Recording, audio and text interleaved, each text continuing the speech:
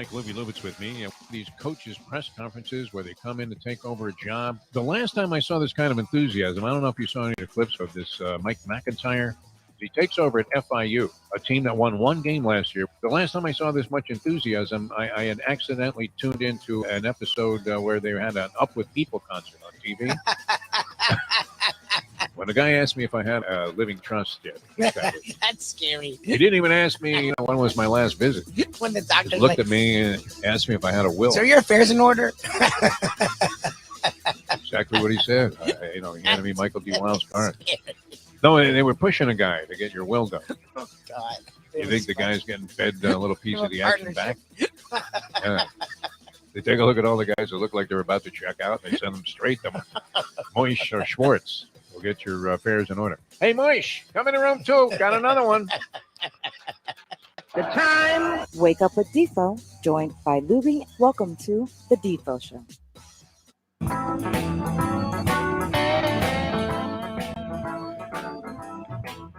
And good morning, everybody. Welcome to this special Tuesday holiday edition of the Defo Show. I'm Jeff Deforrest, along with Mike Lubitz here on ION Channel.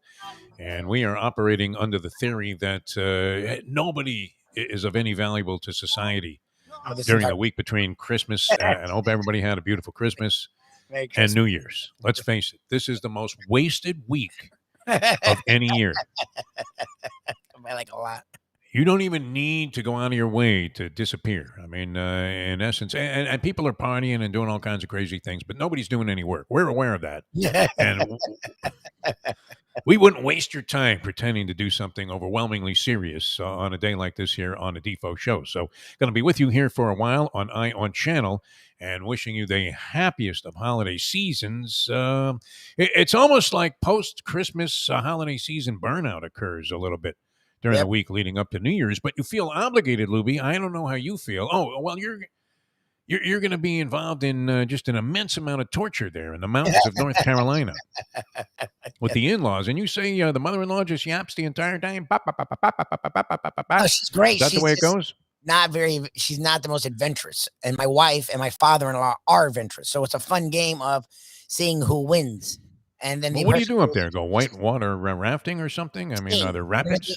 We're skiing, and then also cabin with marshmallows and, Oh, Jesus. Crap. All right. So you're wasting your time. I don't know what I'm going to be doing, but it's not going to be that, I can assure you. And I have no desire in my lifetime, which has my days are numbered. Let's face it, at 70 and a hook.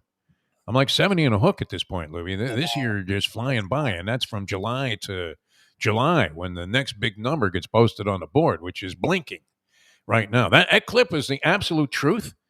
And that was some of our, rambling on last week's show. But it's true. I went to the doctor with like a late appointment, like a 5 o'clock appointment. There was nobody in the waiting room, and I was immediately taken in.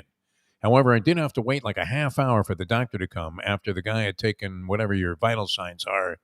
I guess it wouldn't be vital signs. It was just like, heartbeat, blood pressure, things like that. And everything was like, check, check, check, check, check. No problem, man. You're the epitome of health, Mr. Deforrest. I don't know how you did it. But you're in much better shape than you were here like 2 years ago when you were a fat, absolute, obese mess with a bad ticker about to cave in, and you had the onset of diabetes was like calling your name. Hello, Defo. Diabetes awaits. Not good, right? Yeah, so you want those numbers to be more in line with what would be considered conventional good health. And they were. And this young doctor comes in, never seen him before. This is primary care stuff, trying to get a prescription renewed on an annual basis that I take for blood pressure, right? On a couple of medications after all of these years, but not too bad, like mild stuff, Lubie. Nothing that makes you urinate all night long. I mean, it's decent stuff. So, and it has got my blood pressure under control. It was always high, even when I was like a jock. My blood pressure reading was always a little higher than normal. And then it was escalating out of control to the point where I had to travel with Steve Smoger, the boxing referee, so he could give me a standing 8 count at any moment. 6, 7, 8.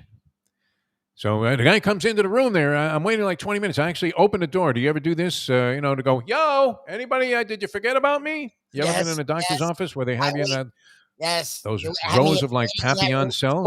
45 minutes after waiting an hour in the waiting room. And I'm like, okay, Yeah. they have to have forgotten me. Like I literally am Well, walking, no one come in. It was the most ridiculous thing. in a closed room where those beds are hard as a rock and they got the paper on them, so you don't want to lay down. Yep. And you would take a nap if you knew the guy was Exactly. Honestly. the guy was going to take that long to come around. So he comes in, young guy, looks at me straight in the eyeball and says, "Do you currently have a will in place?" That's got to be the I was like, weirdest. really? The guy just said I was okay. How does that mean? What Looked like Sean McDermott on the sidelines there for the Buffalo Bills after that, just shaken up, unbelievable. What are you Those saying? couple of games a few weeks back where he was on the sidelines going absolutely berserk, and you're thinking, who is he yelling at? They just kicked off.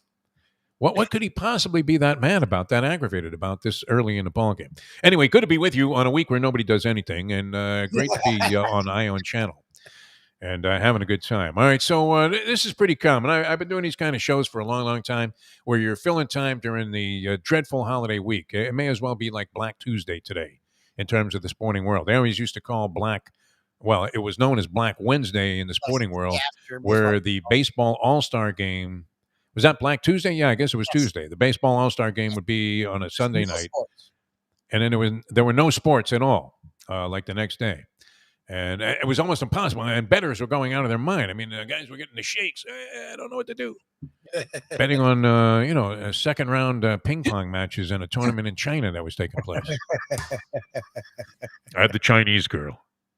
It's like they're all Chinese. What are you talking about? No Americans in this tournament. You're betting on that? You have no idea what the hell you're doing. But, people are so jonesing for action that they're starting to get an itch. All right, you're waiting for a shingles commercial to pop up there. Watching video of people on their cell phones going bananas because there's no action, zero whatsoever.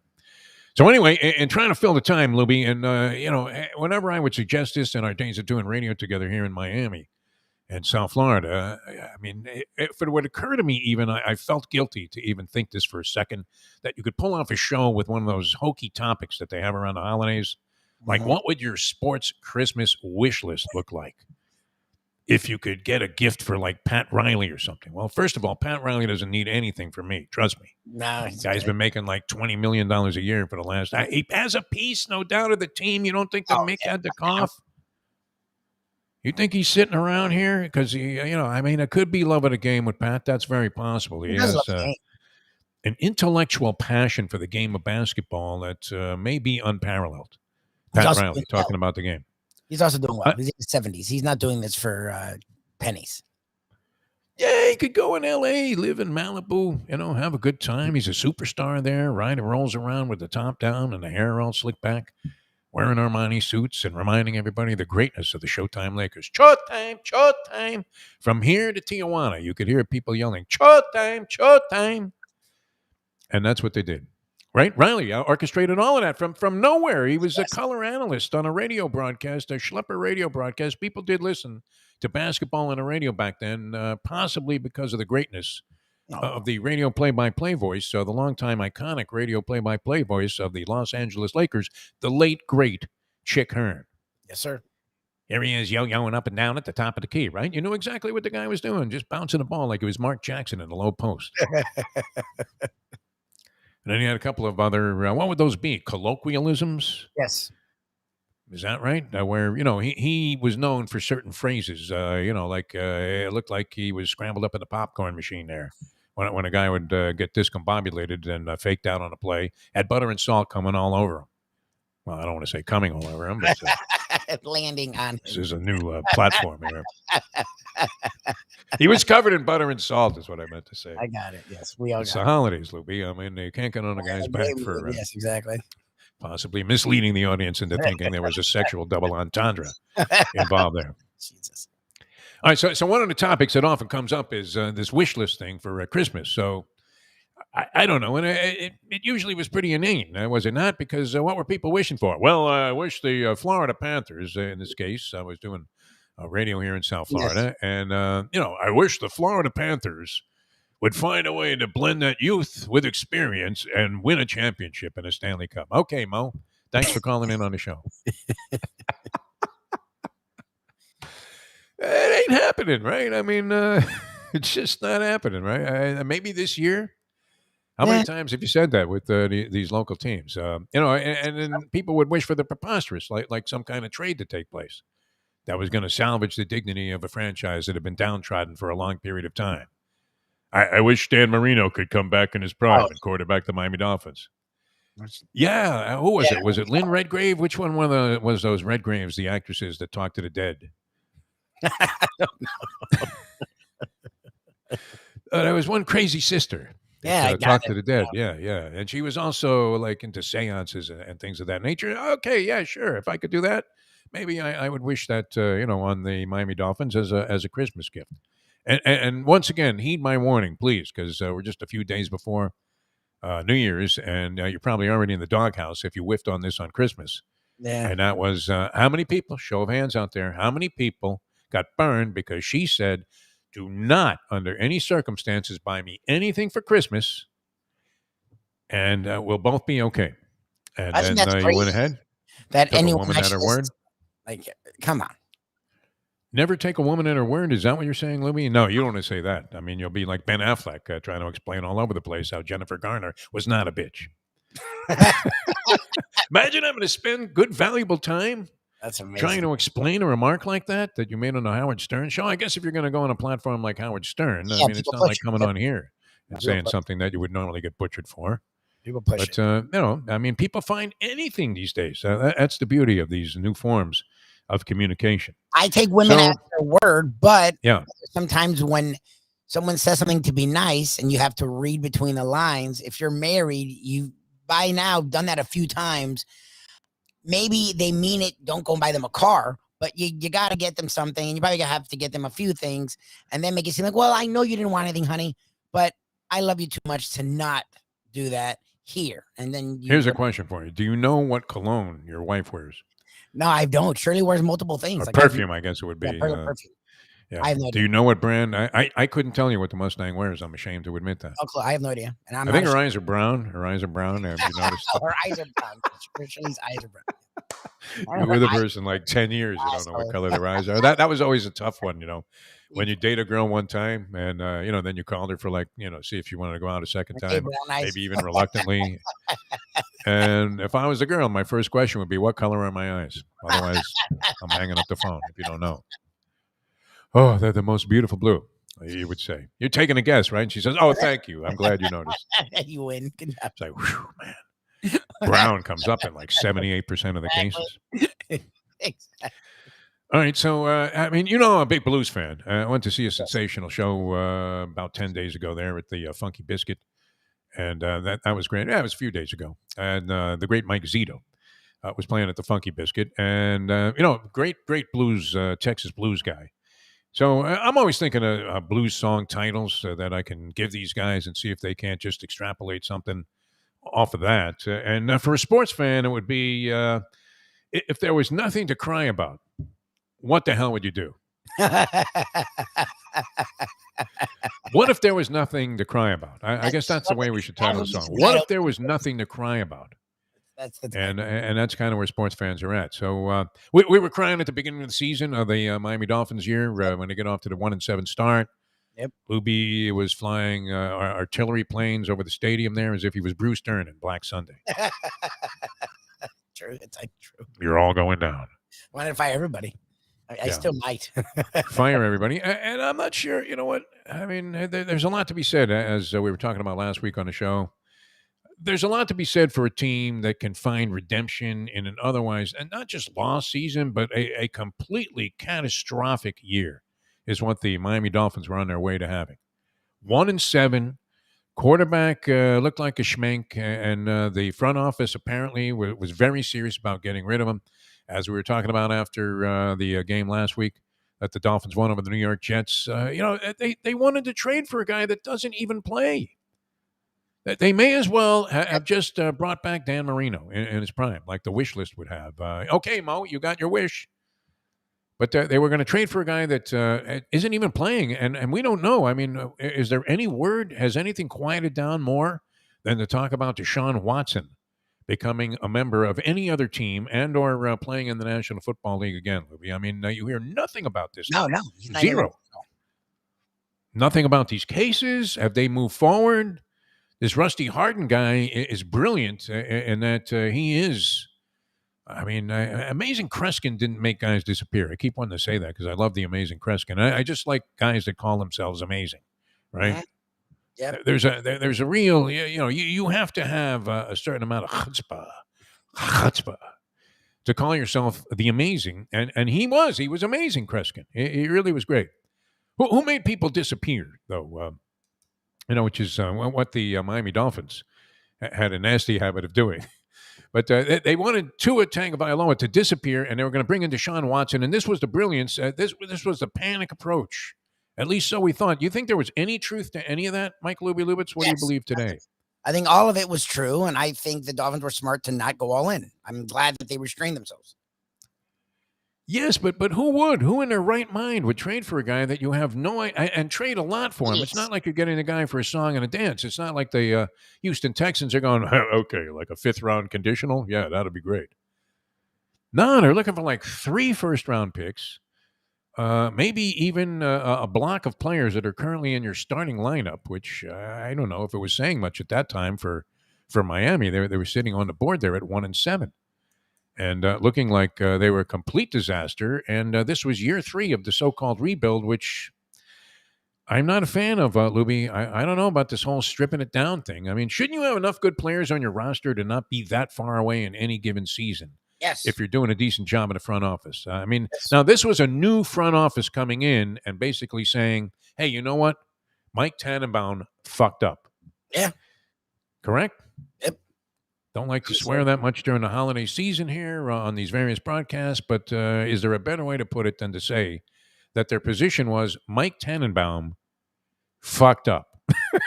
Honestly.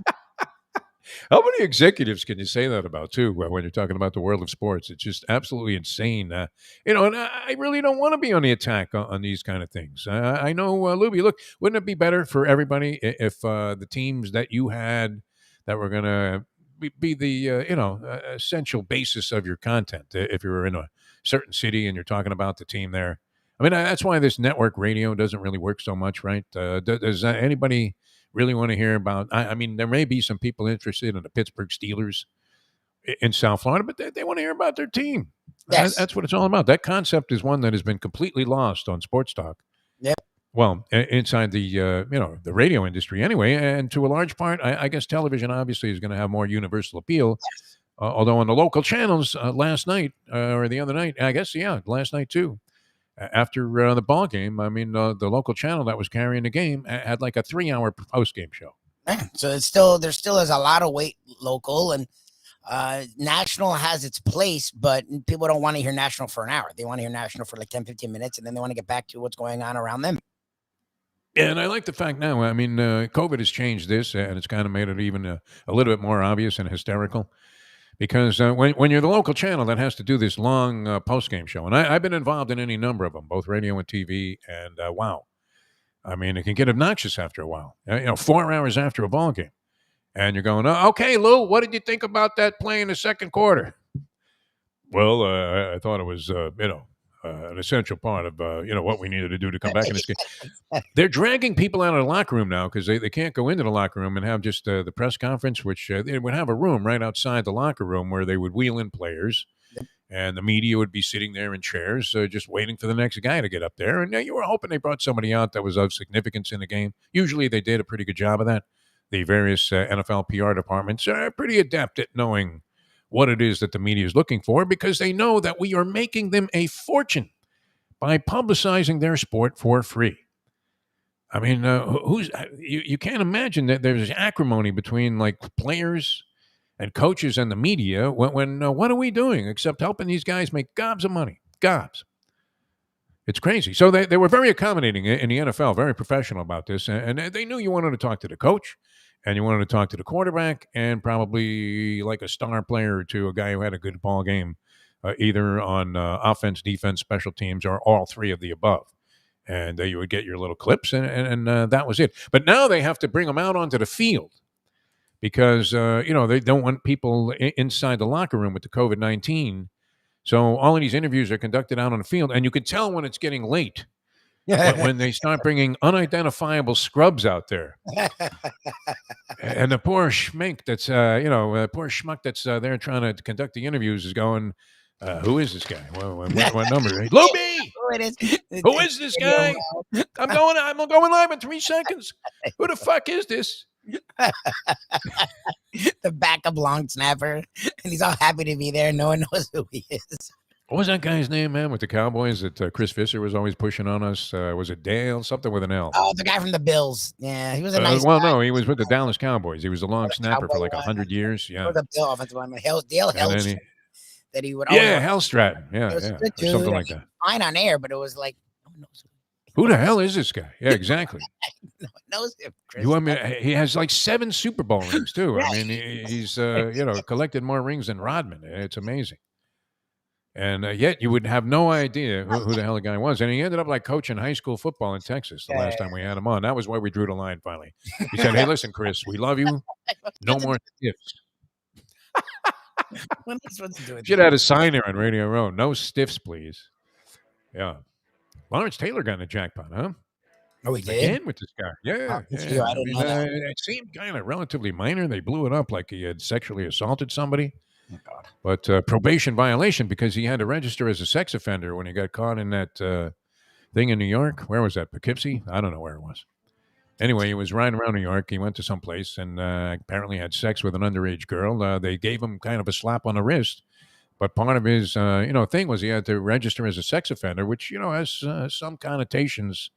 Whenever the legal system has kind of, parameters around what you can and can't do, and that if you're in violation of it, you're like in serious violation of something. But I guess he failed to report an address change, which is required of all sex offenders, which you could imagine. I don't know. I mean, Lawrence Taylor seemed like he was doing all right, didn't he? Aren't you rooting for the guy at this point? I mean, does he need this? I'm not sure. I'm not sure that it really was of any consequence. But a felony, arrest charge, nonetheless, where could lead to jail time for Lawrence Taylor. I would imagine he gets another stern talking to by the judge. Yeah, Seems to have kind of had a little bit of a charmed life, in that capacity, even though, a lot of different things this guy did. It's not like he was a saint, right? No. Do you feel guilty now? I mean, I started to feel guilty about that. We weren't really laughing gratuitously when Lawrence Taylor was with us on the show. No, he was hysterical. He was honest. He was really funny. Yeah, I mean, he was a very likable guy. I don't feel guilty about anything. I mean, stuff happens, and it sucks. But that's a weird one because I mean, look, I'm moving, and yet here I am back at the old place doing the broadcast, right? Yeah, because to move weird this stuff is a little more challenging. When to change your address is a pain in the ass a lot of the time, and it doesn't stick either. Like, so I mean, whatever. That's a weird. Who would know, right? That he moved. What do I have? A probation guy go by the old place? Hey, where's Lawrence? LT, you on the bus? He's very like wide open with his life. Like he's never. Yes. That feels like a thing. Oh, we got you. It's like, I'm right here. Like, what'd you get me? Like, what'd you get me doing? Like, I'm right here. He's out and about all the time, Lawrence Taylor. Like, yeah. This struck me last week when we were on the shows. Anyway, hopefully that will be resolved in some kind of favorable fashion because it didn't seem like Lawrence Taylor really did anything to be, like publicized as being arrested again as a sex offender. That was the headline. I mean, that was what came out. Lawrence Taylor arrested on sexual assault charges. Of course. And you're like, really? What did he do? And it was for failing to report this address change, which is a bit of an extrapolation on sexual assault charges. Although technically, that's what it was. Modern day clickbait. That's what where the headlines were this crazy thing, and then you read the article and you're like, where's the thing that they have in the headline? Okay. Like they don't even really seem to have little relevance other than the fact that it is a violation of whatever condition he signed off on. It's not good. He should follow the rules, but I'm just saying, like, there's a big. No, I don't know that he did anything. I mean, there's a big. Not justifying it, but at the same time, it came across as if he was really in some kind of big trouble, and he may well be. I mean, it depends what kind of viewpoint the courts and the various people involved take of this sort of behavior, but it didn't. It seemed innocent enough on the surface to not be categorized as something as catastrophic as yet another charge on sexual assault. But this struck me last week, Lubie. I don't know if we ever got to it on the shows, but this Brian Kelly going to LSU. So a kid transfers there named Miles Frazier.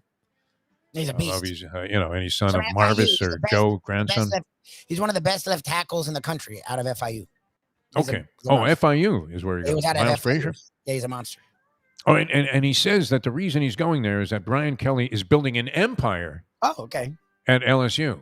Nice. I mean, they won a title 2 years ago. So How though? I mean, how would anybody know that? I mean, that he's building an empire. They haven't gone to a game yet. Not one game. An empire. Like he was Nick Saban himself walking into the job there, Brian Kelly. Who a lot of people feel will do well, but there are many people that cast aspersions that, he had somewhat of a slimy, oily discharge type of nature. it's just interesting that outside of like a couple, almost his entire staff stayed. Like that says a Yes, lot. no one went with him. Like usually guys, you want some of your staff and they want to come with you. Like that didn't happen. And that usually says a lot about a coach. Possibly so. I mean, I would imagine he'll prosper and be able to find very competent assistant coaches with the money that's offered at Louisiana State University because they're very determined. I know the Miami Hurricanes sort of displayed some determination as they got the new AD in place from Clemson, a guy that had University of Miami ties, and they got the guy that is the latest addition of Saviors in Mario Cristobal, Yes. But do they have that same level of determination that it will take to go ahead and see the thing through? That's right the other now. part of it. Like you just said, it see it through is a question. They have it now. They're spending money on assistants. They're spending money on recruiting. They're spending money on staff. We'll see if they do it next year and the year after. Because that's the thing. These other schools don't do it 1 year. They do actually every year they do more. No, they're insane. I mean, look, absolutely obsessed with winning football. And, Yes. the greatest example, I don't know where's this money coming from at Alabama, but my God. That's alums. Some of those Hicks must have made a fortune. What were they, drilling for oil? I mean, what do they have going there? Raccoon skins, you're saying? No, their alums put their money back into the program. Like that's the thing. They it's not like they get $100 million donations. What they do is get lots of $1,000 donations. So all these people live and die with football, whereas our people, and it's not like it's good or bad. That's the funny thing is when I say Miami can't hang, it's actually Miami fans have more perspective. Like their money goes to the arts. Where would you rather go to school? I mean, Miami or Alabama? Well, and that's what Miami people say, and they're right. But the thing is, when you step on the campus, and I like Miami's campus, it's nice, it's quaint, but go to Alabama, go to Georgia, go to even Florida State, go to Florida. Like these campuses are monstrous, and the buildings are beautiful, and it feels like you're in another world. Like what we do to the football and the school is just different. So that's the thing. These people are fucking loons. Like to be brutally honest. Very passionate, no doubt. Passion is their thing. All right, we're going to run on this holiday here. Kind of a abridged edition of the program, the Defo Show. You can catch us Monday through Friday. We're taking advantage of a little bit of a holiday week here because we know that nobody's really plugged in at this point. We're coming back big in 2022, so can't wait to round the corner there and see what Jack and the whole crew does at Ion Channel with the escalation of the availability and distribution and revenue streams of this show. It's going to be a lot of fun, and we're going to be working our fannies off to bring you the best in entertainment in 2022. I hope you guys had a great Christmas and enjoyed being with you here on this fine Tuesday morning edition of the Defo Show. Mike Lubitz, I'm Jeff Deforrest. You can Google the Defo Show, tell your friends about it, and or catch us again tomorrow as we'll get things started at 7 a.m. 7 in the a.m. here on Ion Channel, where it's always great to be with you on the Defo Show. Jeff Deforrest from Mike Lubitz saying, we will see you next time. Are you ready for this, Lubie? Yeah, Johnny Annie? I was ready. Now that. Time. It's time to make our exit. Let's go to eat a damn snack. Look what they done to my soul. Turn this light out for a second.